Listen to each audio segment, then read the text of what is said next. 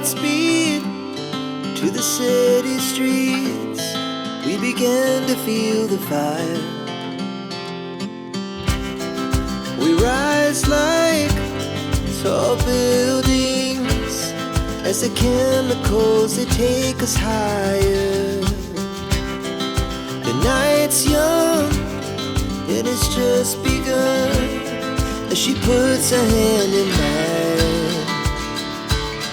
We wanna chase the night, wanna dance to the light, pull the stars from the sky, just two hearts running wild. Never sleep, never stop, as we shout from the top.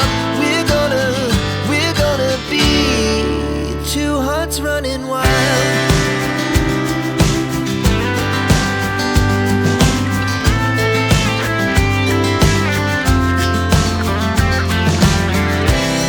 Now the morning is the afternoon. We lay awake in bed.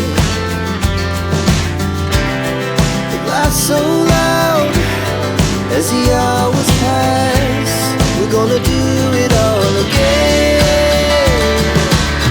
We wanna chase the night, wanna dance to the light, pull the stars from the sky, just two hearts running wild.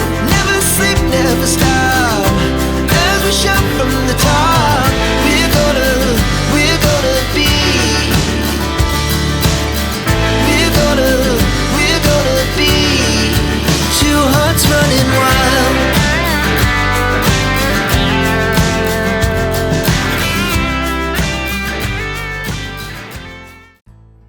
Ekyo mu byoyogera sooka okigyemu. Mulamu ekyo kyo kiveeko njagala obeere mukkakkamu. Nandikiggyemu naye ekyamazima leero we bigaana oba agaanye okugenda temunoonya. Mukazi watundi wano ndi stressed, ebigambo byaŋŋamba biyitirivu olw'okuba yakitegeddeko ndi lubuto.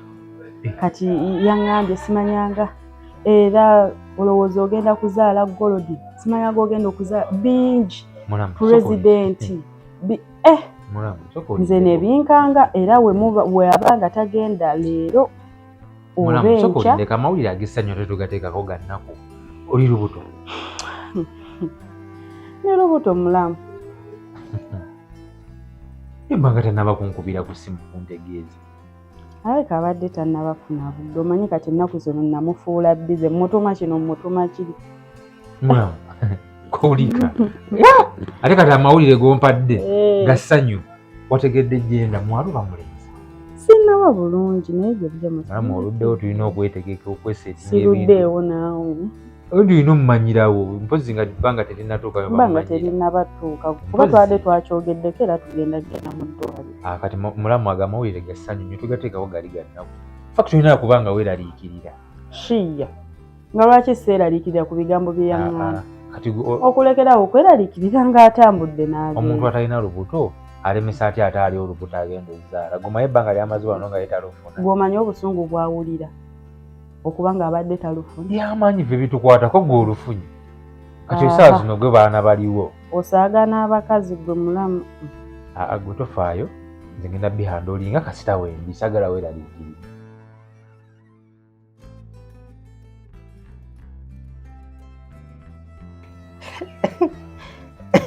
Sebwana ombuulidde naye ebintu ebyo byonna byonna nze ngenda kukugamba byonna byakugezaako. Ate buli kintu kyakuwa budde. Ate n'Abaganda baali bagezi bagera engero nti teweevuma nsi nga tonnafa. Oyinza otambula nga gwe tomanyi na kigenda kubaawo. Omukisa ne gukutomera from nowhere n'olonda akakadde. Nga naye mu nsawo badde tolinaamu yadde 10 n'eki. Ng'era tomanyi na bw'ogenda survivinga olunaku. Kati kankubuuze. Lwaki oyita mu ngero? Kye mbadde ngezaako kutunuzaamu kiri bwe kiti. Emabegako awo mbadde siri bulungi era nga munsanga nengezaako bawunyumiza ebigambo byange ne mulowooza ntamiira. emabegako awo nze mbadde simanyi kyantomera semanga nze nga ne bwe neeyogereza ku muntu nga mubuuzaako bubuuzi anvuma nankunkumula bw'ati nampisaamu amaaso oba oze namaddu si maddu nga bampita ekiyayeyaye ekiri ku kyalo ekitayagala kukola naye nga kumbe nyina ekintu ekyantomera bwe kiti nze mbadde simanyi lindako bino byozunga ng'olina ekyakutomera ekintu kibadde kintomera nga kintambulirako nga kyandowooza nga omuntu oba yakinteekako ankyaye buli muntu obuzibu naawe otomera buli gw'osanze totaliza anti okimanyi nti kiyinza n'okuba nga kiba nga si kikyo ng'omuntu yakyeyambulidde mu kkubo gwe n'otambula n'ekikutomera ekyo nakyo weekiri okikkiriza mbiwulira kaakati nno munnaaye nkujjira ku kisiraani ekyo ekimbaddeko juzi mba ndi waggulu awo ndi ku kadaala k'omukyala akalentera oggulawo amenvu neeriirako ndaba akaana kayitawo bwe shu era semwaka kakubuulira era nga wegirimiza ebyo mulekere ngaawo okujevuna buno obwana buno bwe mulabanga obutalina makulu obwo obwana nkubuulira kyovula Katonda bagamba nti obukazi obutono obulimu ekyama kituufu bulimu ekyama kati akawala kampitako bwe kati nkayita shu ng'akawala kajja akawala munaye nga nkabuulira ebigambo byange naye ekyamalako enviiri ku mutwe mba sinnamalayo na kigambo nti shu tugende eka ng'akantu kakkiriza kati nkujjira akawala nze n'ennimi ze koogera akawala keeyo yiganga sokolinde nga nonaba nakwogera kigambo nakimu kwegamba nga ye bwangu bwalina bukubisa obwange emirundi ng'etaano munnange nga nkwata kaana nga tutambula saakaleeta nawange wano akawala nga nkakwata dolaba ekisiko kya muzeeyi kijjambu wali emmanga nga tuyingira nga nkagamba naye katusooke tutuleko wano mpola mpola nga bwe tulinda omusana guno gukole ki wegamba lumu wagipangisa kati nga ntuuzaawo akaana kamanyi omusana bwe guggwayo nga tukola ki tudde eka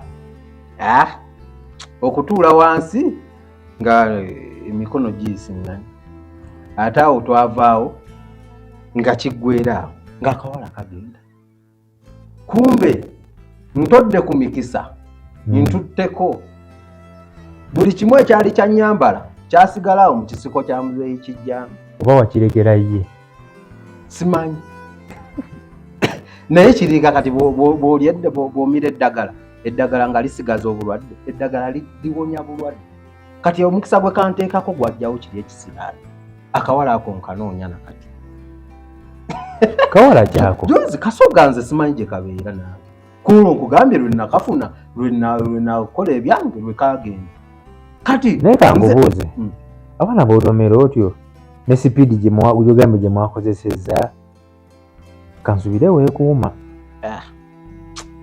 kalima mujja kudda mu by'okwekuuma gwani agambe mbu bweweekuuma tofa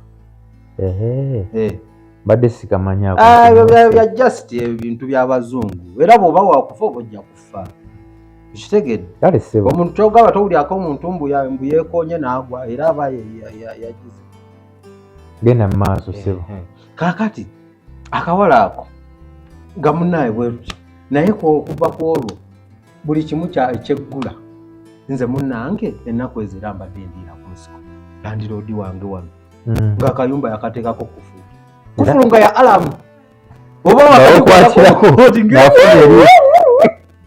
ng'ekufulu ng'ennyumba yagiteekako kufula manje emyezi gyeta kati guno tugenda mu gwakutaano myezi nga mingi ani munanaawe ebintu obiraba ebintu byayingiramu ifreeze sente zaabula kati ffe tuzijjewa namugamba tujja kukola nkuwe mpolampola olina loole y'amenvu gye wali oleese onyumya naawe okuva olwo munnaaye era mbambi awo nga landiroodi tankubidde akasimu nti muvubuka oli otya nti gyendi papa kakati ojja kgenda wali ewange bakuwa ebisumuluzo ogende ewuwo bw'onoofuna ssente ng'ompa mpolampola ku myezi ena ye kenyini nakubira ye yennyini eyankubira omwana tomuta alina emikisa naye bw'okalabako mwana tutekabifaanana kali awo kamaguka koogera kali bukalo koogerera mu loud speaker bakino kamyutinga nga kazize era kati nze nkubuulire kino ekikyalo kiraba kyembadde nemerako nga tekikkiriza kiri eri kyewalina ekyo kyemmanyi guno omukisa gwe nafunye nakyo kigenda kuggwa kino kimuva Bulaaya kiddamali ekyo kisebe ekyammanyiire ekyo nakyo ngenda kiddirayo lindako neddamali wali omukwano ate nze tobimanyi olwokuba kyagendako ebweru nekikolakolamu ku bufiga ogamba nedda kyali kifala wano nga tekinnagenda njimanyi twateesa nti eyali omuntu wotogenda ewe wange togendayo kibe gwe okola mpola anze byaggwa dda naye naliyo kati ogenderayo ki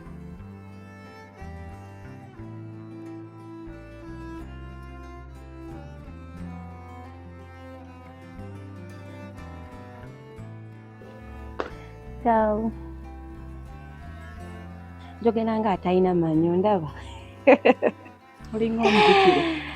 Anyways, byonna byatuuseewo naye mpulira bulungiko kati omanyi lwaki mpulira nga ekintu ekyanzigiddwa ku mutima like neekoze free. Ssemwanga era Ssemwanga gwe tukyaliko kuva ku makya. Si gwe tukyaliko naye just mwe like andetera okujjukira ebbanga lyonna lyempiseemu nga mwesibako obudde bwange bwennyonoonye nga ninga ate wa value. Omanyi waliwo akaseera kootuuka nga ekintu kyokka kyoyagala mu nsi musajja. Manyi lwaki abasajja bano abantu babatwalanga ekintu ekya bulijjo naye munaye si kya bulijjo.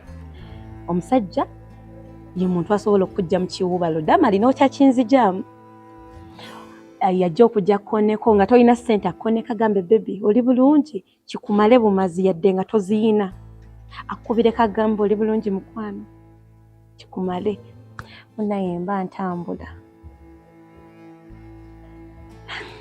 nsanga omwana w'abandi actually nabadde nakava wa Ssemwanga nale nva kusiibula Ssemwanga nga wobimanyi we bibeera gayi mulungi era njagala mwagale ne Ssemwanga gyali akitegeere. Kati soka olindeko mu bintu by'oyogera wasanze omusajja like kyovulaba nze ebintu bitwalanga omanyi kyebayita okwekwanira abasajja uyakwanye oba wamweteze kubanze mu gyolaga yonna it's like you want oyagala kulumya Ssemwanga kyandibadde bweki omusajja okakasa omwagala gwe wakalaba lunaku lumu abakazi sifa abaagala tetwagala wabula tuyiga okwagala mpulira yes gayi mulungi ate yansanze mbudde nga neetaaga omusajja nga bwe nkigambye omuwala yina weetaaga omusajja kankugambe so siraba bonze buzibu awo era namwadde namba yange naye ayina eyange so we talk and he's a cool guy so njagala Ssemwanga akitegeere njagala Ssemwanga kimulume ate by the way Ssemwanga yalinga mbubira ojjukira byakola nkimanyi bulungi nga kuba abantu kati njagala kimulume ate nga takyasobola kunziza mabega. Are you sure it's going to be hard oba gwogenda okwerumya ate kwerumya batya okwelumya kwaweddewo ddia Ssemwanga agenda kulumwa nze njo ndi sure kwegamba mu ddakiika emu ofunye omusajja n'ogwa mu laavu nze kyendaba kyakubona mwana mumazeemu olunaku lumu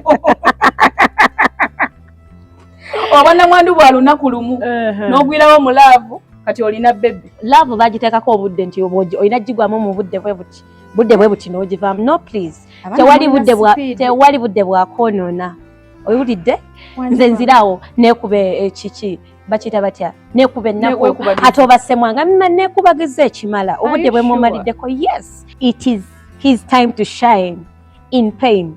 Who? Ssemwanga. Ate ndi sure he's going to get hurt. Are you being for real? Nkugambye kati kankubulireko mu byonna by'oyogera tewaliwo kyendabawo kyamakulu.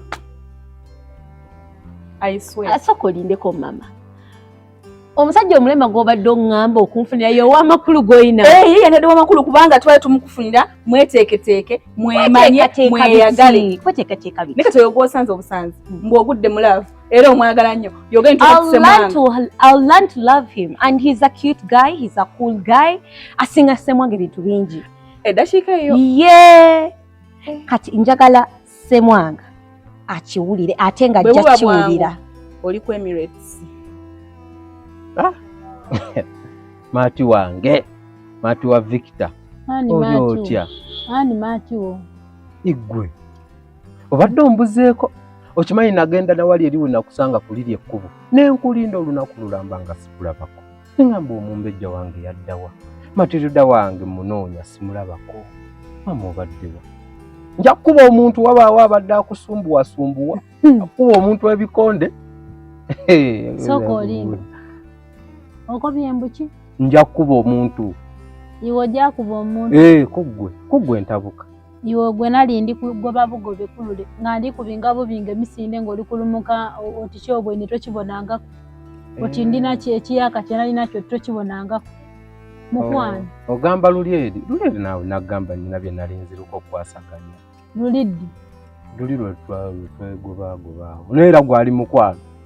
Teri mukwano mulala. Kuba ebintu byo bya mu nsiko. Era kati ompisa ontuuziza mu nsiko. Tuli mu busubi. Matilda, gwata kimanyi nti nno ne bajjajja baffe omukwano baagukoleranga mu nsiko. Adamu ne Kaawa omukwano baagukolera bo mu nnimiro. Kati fenze nkutadde wano mu kagadeni.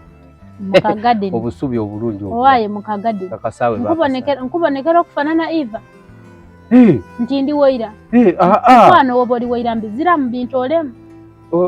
Just oli mulungi kati ekikufaananya Eva naye yali mukazi mulungi ng'alina akasusu ng'alina akafiga otandise okumpaaniriza ebyekisi ng'akola bw'ati akaviiri